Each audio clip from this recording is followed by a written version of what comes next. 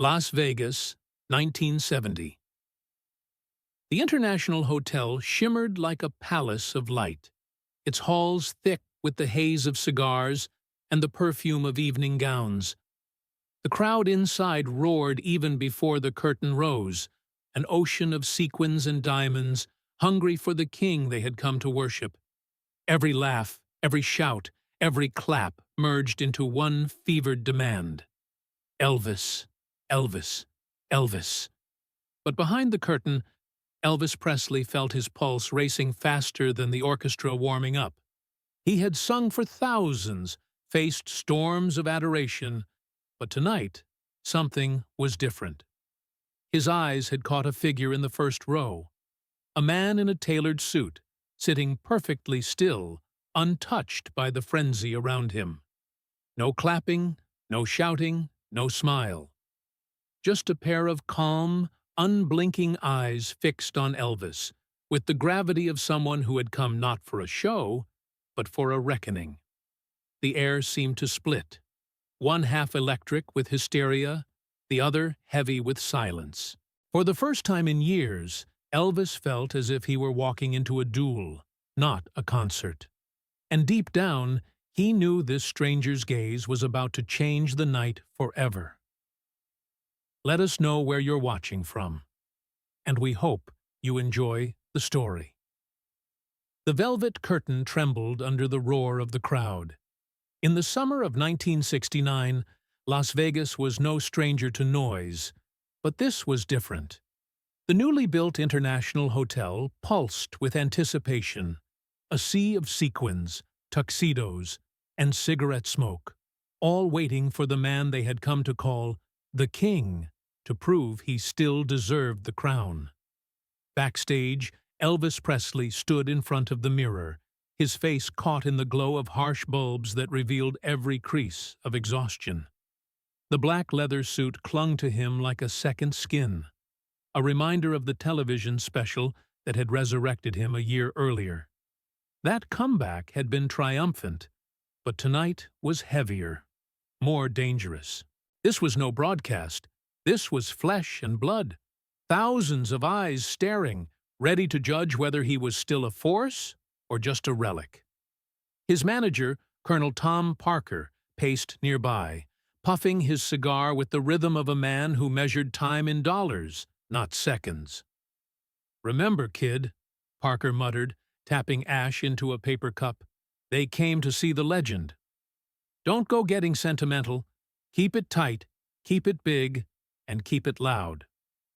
Elvis nodded absently, though his jaw was clenched. He had learned long ago that Parker's concern was less about music and more about control. Contracts, ticket sales, sponsorships.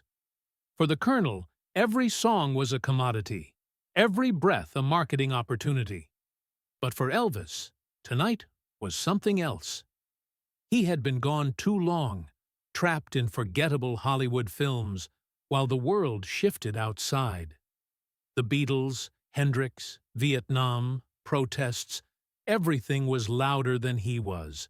Now he wanted to stand in the middle of that storm and prove that he wasn't finished. The stage manager signaled. Elvis closed his eyes for a moment, steadying his breathing. A bead of sweat slid down his temple, even before the lights hit. Then the curtain rose, and the sound of the audience rushed in like a tidal wave. He stepped forward, grabbed the microphone, and let the first notes tear through the hall. The opening numbers came easy. His voice filled the cavernous room, rich and urgent, blending with the brass and strings in a way that made the walls themselves vibrate. Women in sequined gowns leaned forward. Men loosened their ties. Everyone was caught in the gravitational pull of the performance. Elvis fed on their energy, pushing himself harder, hips snapping with precise defiance, sweat dampening the collar of his shirt. And then he saw him. In the middle of the first row sat a man who did not move. He did not clap, did not smile, did not even tap his foot. While the rest of the audience swayed in delight, this figure remained perfectly still. hands folded, eyes locked on Elvis with an unnerving intensity. He was dressed sharply, dark suit, silver tie, but there was no glitter, no distraction. Only that stare. Elvis felt the jolt like a punch to the chest. Something in that gaze was different. Judgmental, maybe, or expectant, as if the man were daring him to prove his worth. The music didn't falter, but Elvis felt his pulse quicken. Each lyric he sang seemed aimed at that single pair of eyes, as if the thousands of others had vanished. He turned up the fire. The songs became rougher, more urgent, his voice breaking into raw edges, his movements sharper, almost violent. Sweat flew from his hair, the guitar strings bit into his fingers. The audience roared louder, but Elvis barely heard them. He was dueling with the silence of one man. By the time the final number ended, his body was trembling. He bowed quickly, forcing a grin, but his eyes darted back to the front row. The man still hadn't clapped. He only rose calmly, adjusted his cufflinks, and disappeared into the shadows toward the side exit. Backstage was chaos. Dancers laughing, musicians lighting cigarettes, assistants bustling with towels and water. Elvis staggered into the dressing room, chest heaving.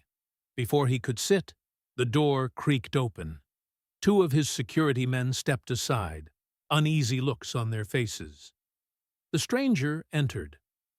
Up close, he seemed even more composed, his presence radiating a calm authority that silenced the chatter in the room. His hair was streaked with gray, his eyes steady and unreadable. He didn't waste time on compliments or introductions. Instead, he reached into his jacket, pulled out a plain white envelope, and placed it on the vanity beside Elvis's untouched glass of water. Elvis glanced at it, frowning. The colonel moved quickly, snatching the envelope and tearing it open. Inside lay a check, $1 million, written in crisp black ink, with Elvis Presley as the payee. The room froze. "What the hell is this?" Parker barked, waving the check like a weapon. The man finally spoke, his voice low but cutting through the noise. "A gift," he said. $1 million, but not without purpose." Elvis stared, throat dry. His mind raced with questions. Who was this man? What did he want? Why here? Why now? But none of them formed into words. The atmosphere tightened, as though the very air in the room had become electric. The stranger looked directly at Elvis, ignoring Parker's bluster, ignoring the guards at his shoulders. "There is only one condition," he said evenly. "I do not want an autograph. I do not want a photograph. I want something else, something only you can give." The room was silent, every heartbeat audible. Parker's face flushed with fury. The security men shifted nervously, but Elvis remained still. He couldn't tear his eyes away from the man in the suit. Something told him that whatever came next was going to change everything. The check lay between them like a weapon, its ink fresh enough to glisten under the dressing room lights.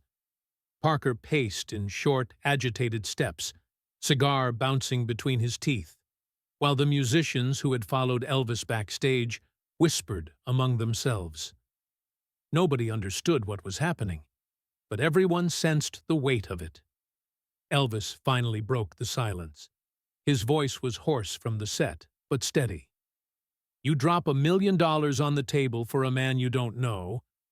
What's the catch?" The stranger folded his hands in front of him. "It isn't a catch. It's a request. I want you to sing one song. Just one." Parker scoffed, loud enough to rattle the room. "One song? For $1 million? This is a con. Nobody throws that kind of money at a tune unless they're selling something bigger." But the businessman's calm never wavered. His eyes returned to Elvis. "Not on your stage, not in Vegas, not in front of tourists. I want you to sing for people who don't know how to cheer anymore." Elvis felt his chest tighten. What kind of people? The man's expression flickered for the first time, grief seeping through the cracks of his composure. My son was drafted. Vietnam. He didn't come back. The last thing he ever listened to was your voice on a battered tape player. Love me tender. That was his prayer in a jungle halfway across the world. When he died, that song was still in his pack. The room fell silent. Parker shifted uncomfortably but said nothing. A few of the band members looked down at their shoes. The businessman's voice grew quieter, almost reverent. There's a hospital outside this city, full of boys like him. Some will never walk again. Some don't sleep at night because of what they've seen. I want you to sing for them. That's all. Elvis's throat tightened. He thought of the headlines he'd skimmed over the years, lists of names, photographs of mothers crying at airports. He had lived insulated in studios and hotels, yet those stories had always pressed in at the edges of his mind. But Parker snapped back into control, slamming his palm against the vanity. You think I'm letting my boy here walk into some ward of broken soldiers for free? No press, no cameras, no contracts? Forget it. Elvis doesn't move without me, and he sure as hell doesn't sing without me. The businessman turned his gaze on Parker, calm as stone. The $1 million is not for him. It's for you. You hold him on a chain of paper and money. I've been watching. I know you'd never let him go unless you were paid more than he's worth to you in a single night. So, take it. Consider it a bribe, if that word suits you. For a moment, nobody breathed. Parker's cigar trembled at his lip. He was not used to being addressed so directly, especially by a man who seemed immune to intimidation. Elvis stepped forward, voice low. Why me? There are plenty of singers. Why drag me into this? Because, the stranger said simply, you're the only one he trusted. My boy believed in you. And if you sing to those men, you'll give them more than a show. You'll remind them they're alive. The words hit harder than any applause Elvis had ever heard. He could feel the conflict inside him boiling to the surface. For years he had lived by the rules of contracts and schedules, every note weighed against profits. But this was raw, human. He thought back to his own early days, singing in tiny halls where people came not to be dazzled, but to feel less alone. Somewhere along the way, that purpose had been buried under rhinestones and box office numbers. Parker was already shaking his head, muttering about insurance, liability, image. No way. I don't care if you're John D. Rockefeller. You don't buy my boy's time like some carnival trick. Elvis turned to him slowly. His eyes were different now, less uncertain, more resolved. Tom, maybe it's not about buying. Maybe it's about doing something that matters. Parker barked a laugh. Matters? You think crooning to a bunch of half-broken kids matters more than the contract with this hotel? More than the money we'll lose if you miss a show? Wake up, son. They don't need you. Vegas does. The businessman spoke again, quiet but firm. He's wrong. They do need you. Not the legend, not the poster, not the act, just the man. The room split in two, one side heavy with the weight of Parker's anger, the other glowing with the faint possibility of something real. Elvis stood in the middle, pulled in both directions. His pulse thundered in his ears. For the first time in years, he realized the choice was his to make. The check still lay on the vanity, gleaming beneath the harsh bulbs. Parker reached for it, hand trembling with greed and fury. Elvis stopped him with a single glance. "Tom," he said, his voice low but immovable, "take the money. But this one's not your show." The colonel froze, as if struck. The band exchanged nervous looks. The businessman allowed himself the smallest nod of gratitude. In that instant, Elvis felt the chain around his neck loosen. Not broken, not yet, but weakened. He knew the road ahead would not be easy. Parker would fight him tooth and nail. But for the first time in a long time, Elvis Presley felt he had chosen his own path, and it led toward a hospital full of forgotten soldiers. And he would not turn back. The desert night wrapped Las Vegas in silence once the neon buzz faded into the distance. Past midnight, a Cadillac slipped from the hotel's service entrance, its headlights dimmed, gliding like a shadow away from the strip. Inside, Elvis sat in the back seat, a dark jacket thrown loosely over his shoulders, his face half hidden beneath tinted glasses, though there was no sun to hide from. Beside him, the businessman rode quietly, his posture unshaken, as if he'd taken this road 100 times before. Two members of Elvis's security detail followed in another car, instructed to keep everything discreet. There would be no newspaper flashbulbs, no screaming fans pressing at the windows. This wasn't part of the schedule Parker had printed and distributed. This was off the map. The farther they drove, the more the city dissolved into blackness. Gas stations grew sparse, billboards vanished, and only the occasional glow of a diner interrupted the endless road. Elvis rested his forehead against the cool glass of the window. His life had rarely been this quiet.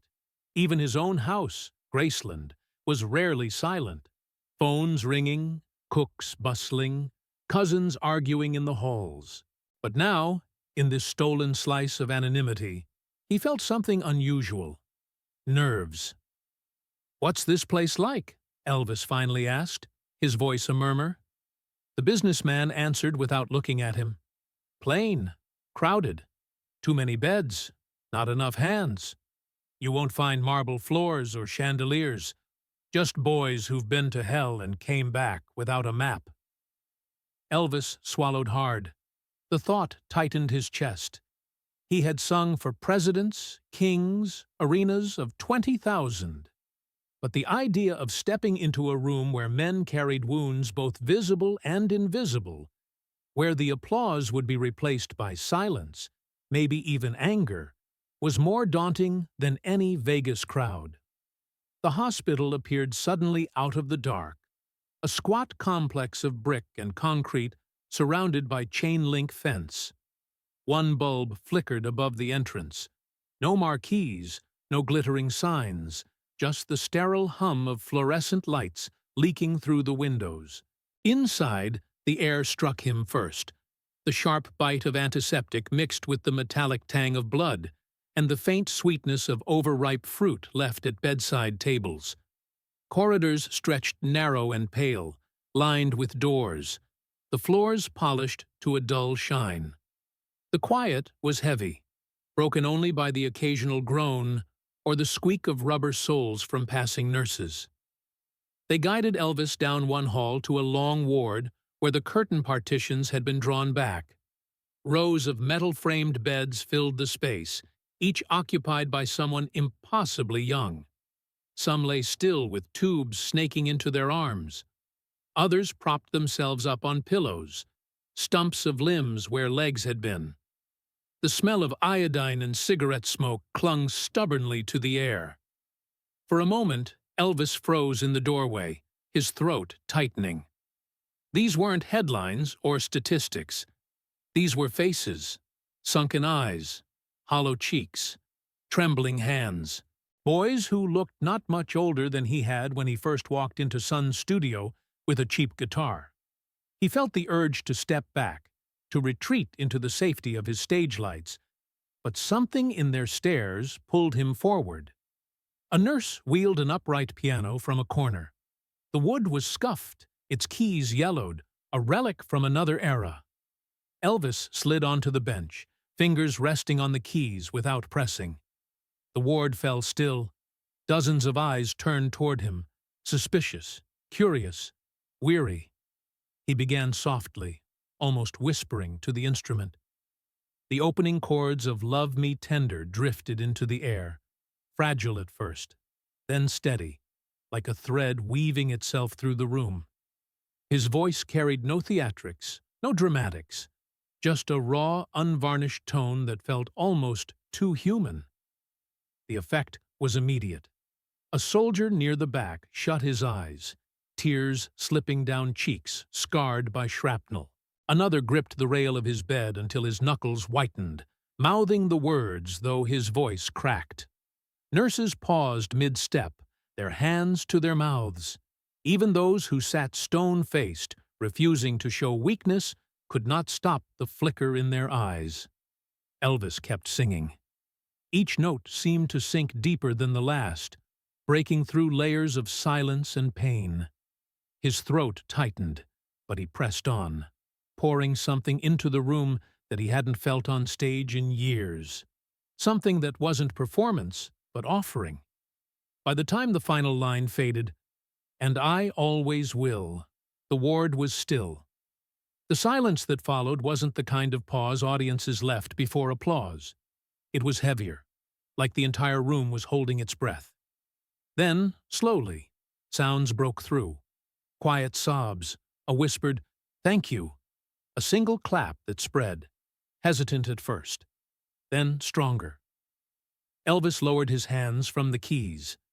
His own eyes burned, though he forced himself to blink steadily. He looked across the ward, at faces that were no longer blank, but alive with raw, complicated emotion. For the first time in years, applause didn't feel like approval or demand. It felt like communion. The businessman stood near the doorway, his shoulders squared, but his eyes shimmered as he fought back tears. He gave Elvis a single nod, the kind a father gives when words would be too small. Elvis rose slowly from the bench. The men were still watching him, but the tension in the air had shifted. He wasn't the king here, wasn't the idol in rhinestones. He was just another man, trying to offer a piece of himself to people who had given far more than he ever could. Walking out of the ward, he felt his legs unsteady, as though the weight of what had just happened had landed all at once. The applause of Vegas echoed in his memory, shrill, demanding, insatiable. But tonight, in a dim hospital filled with broken bodies, he had discovered a silence that spoke louder than any standing ovation. And for the first time, Elvis wasn't sure he wanted to return to the glitter outside. The last note lingered in the stale hospital air, suspended like smoke, before dissolving into absolute stillness. For a moment, nobody moved. Dozens of young men stared at the piano, as if unwilling to believe the sound had ended, unwilling to let go of the fragile bridge it had built between them and the world outside those walls. Elvis sat frozen on the bench, his hands hovering just above the keys, afraid that any sudden movement might shatter the fragile calm. His chest heaved. The song had demanded more from him than any Vegas show ever had. He realized his own throat burned, not from strain but from emotion he had tried, and failed, to contain.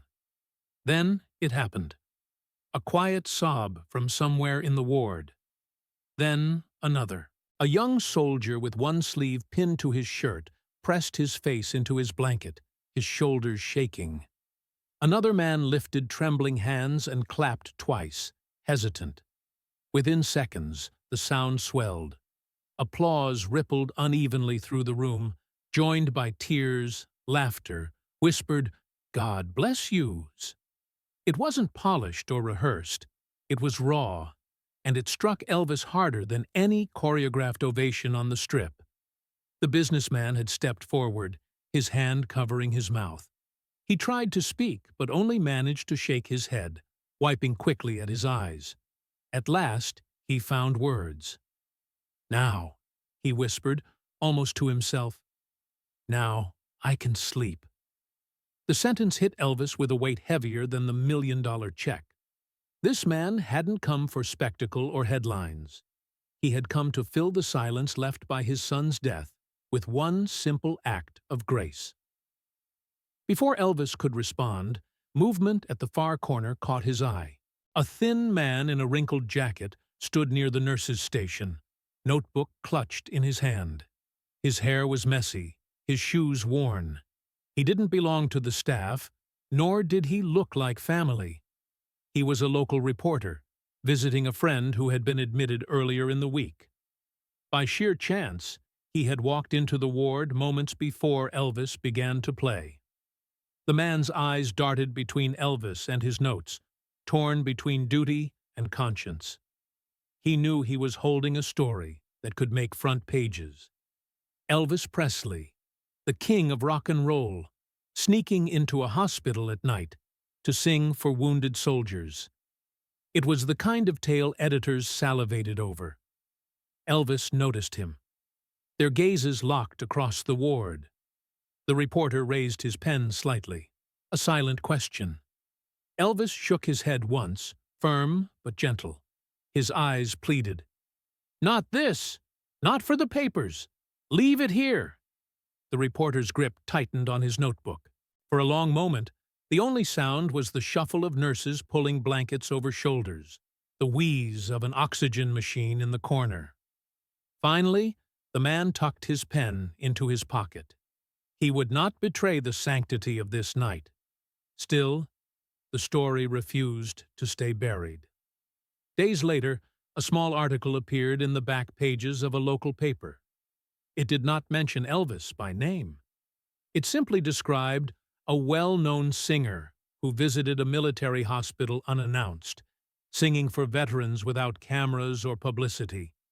The piece was only a few sentences long, almost deliberately vague. But the men who had been in that ward knew exactly who it was. Letters began to arrive at the International Hotel. They weren't written in the flowery style of fan mail, nor filled with demands for autographs. They were simple, often clumsy, but each one carried a weight that pressed against Elvis's heart. One read, "I haven't slept through the night in 2 years. After hearing you sing, I closed my eyes and dreamed of home instead of fire. Thank you for giving me that back." Another, "They told me my legs were gone forever. That night, I thought my life was over too. But you reminded me that music can reach places medicine can't." The pile grew each day. Elvis kept them hidden in his suite, away from Parker's eyes. Late at night, while the casino floor thundered beneath him, he read them in silence. For the first time in a long time, applause didn't echo as loudly in his head as these fragile, handwritten words. Back at the hospital, the businessman returned once more, this time without his envelope, without his guarded composure. He walked with Elvis down the corridor, neither speaking much. At the exit, under the flicker of a tired light bulb, he simply said, "You gave them back something I couldn't." Elvis nodded, unsure how to answer. He felt both lighter and heavier at once. Lighter for having given something real. Heavier for knowing how rare such moments were in his life, of contracts and expectations. When he returned to the International, the neon lights felt harsher, the noise of the slot machines more empty. Parker greeted him with his usual grin, ready to count receipts, oblivious to what had taken place beyond the strip. For once, Elvis didn't argue. He just carried the weight quietly, clutching the letters hidden in his jacket pocket, like a lifeline. And though he tried to bury it beneath rehearsals and routines, he couldn't shake the memory of the silence that had followed his last chord in that hospital. The silence that said more than any roar of Vegas ever could. The morning headlines were nothing dramatic. No screaming banner across the front pages, no photographs of Elvis in a hospital ward. Just a thin column tucked near the back of a local paper. Singer visits Veterans Hospital. No name, no date, no details, but Colonel Tom Parker read it with eyes that burned. He recognized the fingerprints immediately. Singer. Unannounced, wounded veterans. Who else could it be? His star attraction had slipped the leash. By the time Elvis came down for rehearsal that afternoon, Parker was waiting in the lounge of the suite, ashtray overflowing beside him. His grin was gone. His voice carried the slow drawl of a man whose temper was boiling beneath the surface. "You want to tell me what the hell that was last night?" Elvis poured himself coffee without answering. The silence was defiance enough. Parker slammed the paper on the table. "You think this is some Sunday charity act? You think you can sneak around and it won't come back to me? I run this show. I run you. And if you forget that—" The door opened. The businessman stepped in, crisp suit, calm eyes. He hadn't been invited, but he carried himself like a man who didn't need permission. He placed his hat on the table beside the paper, ignoring Parker's glare. "I believe," the man said, "that $1 million I gave you already covered last night." Parker shot to his feet. "You don't walk in here and tell me what's covered. That money wasn't yours," the businessman interrupted smoothly. "It was meant as a toll, a fee to let a man do what he was born to do. You only held the gate." Elvis sat back, watching the two men square off. Parker's face flushed purple, his fists clenching as if he might swing. The businessman remained perfectly still, his voice low and unshaken. "You don't control everything," he said. "Not anymore." Parker barked a laugh, but it rang hollow. "You think one night changes a damn thing? He belongs to contracts. He belongs to stages. Without me, he's nothing but another singer begging for work." That was when Elvis stood. His chair scraped the floor, the sound sharp as a gunshot. His voice wasn't loud, but it cut through the room like glass. "I'll tell you what I am, Tom. I'm a singer. Always have been. And I'll sing where I'm needed, not just where you get your cut." The room went still. Parker blinked, caught off guard.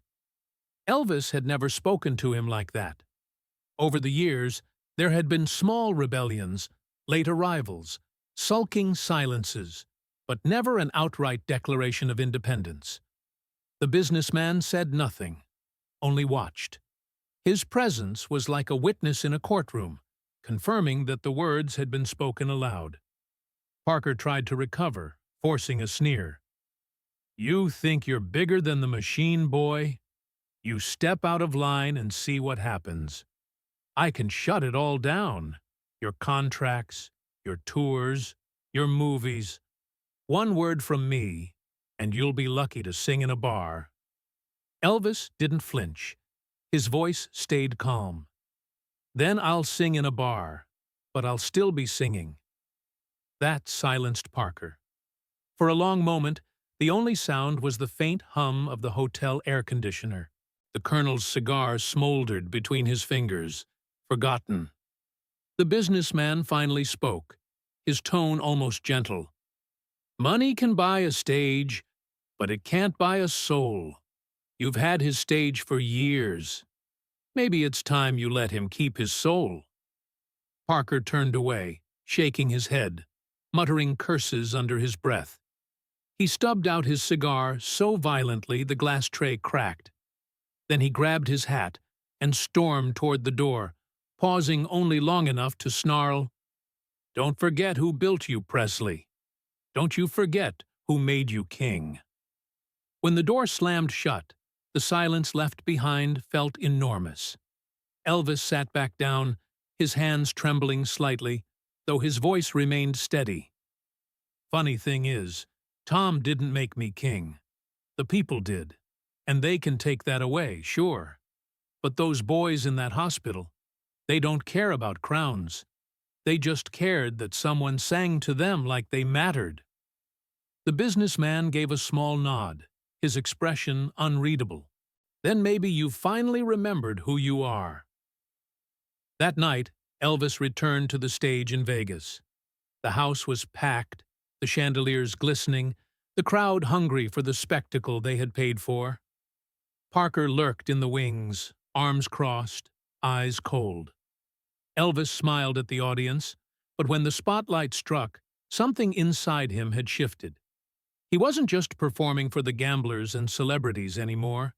His mind kept drifting back to the quiet ward, to the letter he had read that morning from a soldier who wrote that Elvis's voice had given him the first good night's sleep in years. He sang with a force Parker couldn't explain, with a conviction the audience could feel but not name. The applause shook the walls, but it wasn't the applause that mattered. For the first time, Elvis felt he had sung not for the colonel, not for the machine, but for himself, and for those who needed him most. And Parker, standing in the shadows, knew he was losing his grip. The weeks that followed felt like two worlds colliding. On stage, Elvis was the golden attraction of Las Vegas. Slick hair, rhinestones catching the light, women screaming in sequined gowns, the orchestra thundering behind him. Offstage, whispers trailed him like shadows. Word had spread in hushed tones. Elvis Presley had sung for wounded soldiers in the middle of the night. No cameras, no press conference, just a piano and a room full of broken boys. At first, it was only letters. They arrived in plain envelopes with shaky handwriting, sometimes stained with hospital ink, sometimes smeared with cigarette ash. Elvis would read them alone after shows, his voice hushed as he mouthed the words, "You reminded me that I'm still alive," or "Your song kept me from giving up." These notes felt more sacred than any contract, more binding than any promise Parker had ever forced him to sign. Then came the veterans themselves. A handful managed to slip past hotel security, limping into lobbies with crutches or wheeling themselves across marble floors. They didn't ask for photographs. They didn't scream like teenage fans. They just wanted to shake his hand, to tell him quietly that he had given them back a piece of themselves. Elvis never turned them away. Sometimes he sat with them for hours, ignoring Parker's shouts about schedules and rehearsals. The colonel's fury grew like a storm. He cornered Elvis in the dressing room one night, his voice rising above the murmur of musicians tuning up. "You're drifting, son. All these letters, these crippled boys showing up. This isn't good business. You're feeding a fire I can't control." Elvis leaned against the vanity, arms crossed. His reflection in the mirror stared back, pale with fatigue, but the spark in his eyes didn't dim. "Maybe it's not about business, Tom. Maybe it never should have been." Parker jabbed a thick finger toward him. "You think you can rewrite the rules? Without me, you're nothing but a voice in the wind. I built this empire. I made the world bow." Elvis's reply was quiet, but firm. "You built a cage, Tom, and I've been singing inside it long enough." The colonel's face darkened. "You step out of line, and it all collapses. The tours, the records, the money. You'll lose everything." Elvis met his gaze evenly. "Maybe I already lost what mattered." That night, after the show, he returned to his suite and found a new stack of mail waiting. He tore one envelope open and read slowly, lips trembling. It was from a soldier who had lost both legs. The handwriting wavered across the page. "After you sang for us, I stopped thinking about how much I'd lost. For the first time since the jungle, I thought maybe I could live again. If you can keep singing, maybe I can keep breathing." Elvis set the letter down, his chest tight. The chandeliers of Vegas meant nothing compared to that one fragile confession. He called Jerry Schilling, one of the few in his inner circle he still trusted, and told him to prepare something unusual. "I want to sing a song Parker won't approve, something real, something for them." Jerry's eyes widened. "You know he'll go crazy." Elvis nodded. "He already is, but this time I won't back down." The next days were filled with rehearsals done in secret. Elvis worked late at night in the quiet corners of the hotel ballroom, piano lid lifted, his voice echoing through the empty seats. He chose a piece that no one expected for a Vegas crowd, a song stitched together from the roots of America itself, hymns and laments and defiance. He wanted it to be more than entertainment. He wanted it to be a prayer. Every time he sang through it, the faces from the hospital floated back before him.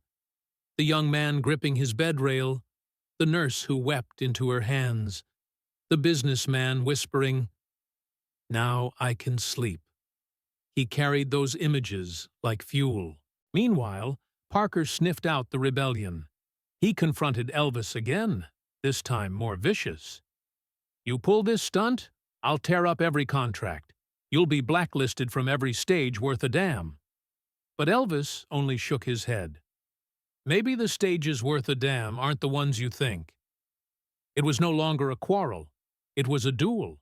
Quiet, relentless, fought not with fists, but with willpower. On one side, the machinery of money and fear.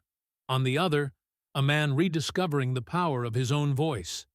Elvis knew the risk. He knew Parker could destroy deals, choke off opportunities, poison his name in backroom conversations. But the letters kept arriving, and each one reminded him why he couldn't turn back. The music had found its purpose again, and no contract could take that away. As the night of the next performance drew near, the tension thickened. The colonel prowled the corridors like a wolf guarding its territory. Elvis rehearsed behind locked doors, every chord a quiet declaration of independence. For the first time in years, he felt the edge of something dangerous and liberating. He was ready to walk into the fire, and deep inside, he knew there would be no return to the old obedience. Whatever happened on that stage, a line would be crossed forever. The International Hotel glittered like a jeweled fortress, every light blazing against the desert night. Limousines lined the entrance, gamblers in tuxedos poured through the lobby, and inside the showroom, anticipation trembled in the air. The crowd wanted a spectacle, and Colonel Tom Parker was determined to give it to them, on his terms. Backstage, Parker hovered near the curtain, barking orders at stagehands, his cigar clamped between his teeth. "Keep it tight. Keep it loud.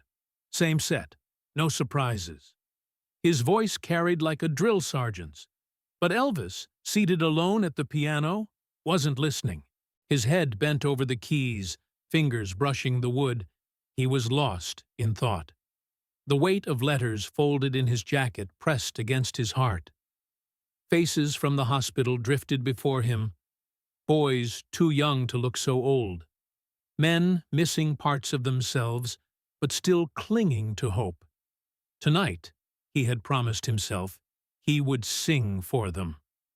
When the lights dimmed and the announcer bellowed his name, the audience erupted, the sound rolling like thunder. Elvis stepped into the blaze of spotlights, rhinestones flashing, hair slicked, every inch the idol they had paid to see. He greeted them with a smile, launched into the familiar hits. The crowd roared, satisfied, swept along by the rhythm. But as the show reached its midpoint, Elvis raised a hand. The band fell silent, confusion flickering across their faces. He turned to the audience, his voice calm but steady. "This next one," he said, "isn't on the program. It's for those we've lost, and for those who came home carrying more than they left behind." A hush rippled through the hall. Parker stiffened at the wings, his cigar frozen mid-air. The conductor hesitated, looking for direction, but Elvis motioned them down. He pulled the bench forward and sat at the piano himself. Then, without warning, the first solemn chords of an American trilogy filled the room. The melody rose, raw and unvarnished, pulling together fragments of the nation's soul. Dixie, Battle Hymn of the Republic, all my trials. It was not entertainment. It was lament, prayer, defiance, all in one. The audience froze. Glasses stopped midair. Chips hung forgotten in gamblers' hands. Slowly, as the verses unfolded, the room transformed. People leaned forward, eyes glistening, breaths held. The song carried the ache of the war raging overseas, the grief of mothers, the fractured hope of a country split in two. Elvis's voice poured through it all, not as the showman they adored, but as a man stripped bare, singing from a place beyond fame. His chest heaved, his face tense, but his delivery was unwavering. In the front row sat the businessman. He hadn't sought attention, hadn't demanded thanks. He sat still, hands folded, eyes closed, a faint smile softening the lines of his face. For him, the $1 million check had never been about money. It had been about reaching this moment. At the side of the stage, Parker raged silently. His empire was slipping, his grip unraveling before his eyes. He wanted to storm out, to yank the curtain down, but the sheer gravity of the moment pinned even him in place. He could sense it. Something irreversible was happening. As Elvis reached the final verse, the hall seemed to stop breathing. Then the last note rang out, soaring high and trembling with emotion, and fell into a silence so deep it seemed to swallow the room. For a full 5 seconds, nothing. Not a clap, not a cough. Just the echo of something that felt larger than music. Then, as if on cue, the entire audience rose to their feet. Applause thundered, people weeping openly, strangers clutching each other's hands. It wasn't the wild shrieking of Vegas fans. It was reverence, gratitude, a recognition that they had witnessed something true. Elvis stood slowly, sweat glistening at his temples, his chest heaving. He didn't look at Parker. He didn't even look at the businessman in the front row. His gaze traveled higher, into the shadowed corner of the hall, where in his mind's eye he saw the soldiers from the ward, the ones who had listened in silence, tears sliding down their faces as he played on that battered piano. The ovation continued, echoing like waves. But Elvis didn't bask in it. He simply bowed once, quietly, almost humbly, and walked off stage. Behind the curtain, Parker lunged at him, words ready to explode, but Elvis brushed past without stopping. For the first time, he didn't care about consequences, contracts, schedules, threats. None of it mattered. He had found a freedom Parker could never own. The businessman caught his eye as he passed through the wings. He didn't speak, didn't need to. His look said everything. You did it. You gave them back their song. That night, alone in his suite, Elvis sat by the window overlooking the neon desert. The crowd's cheers still echoed faintly through the walls, but what lingered louder was the silence of the hospital ward, the weight of the letters tucked into his jacket. He knew tomorrow Parker would return with threats, lawyers, numbers. The machine would try to swallow him again. But something had shifted. On that stage, under those lights, he had broken the chain, even if only for one night. And he realized that perhaps was enough.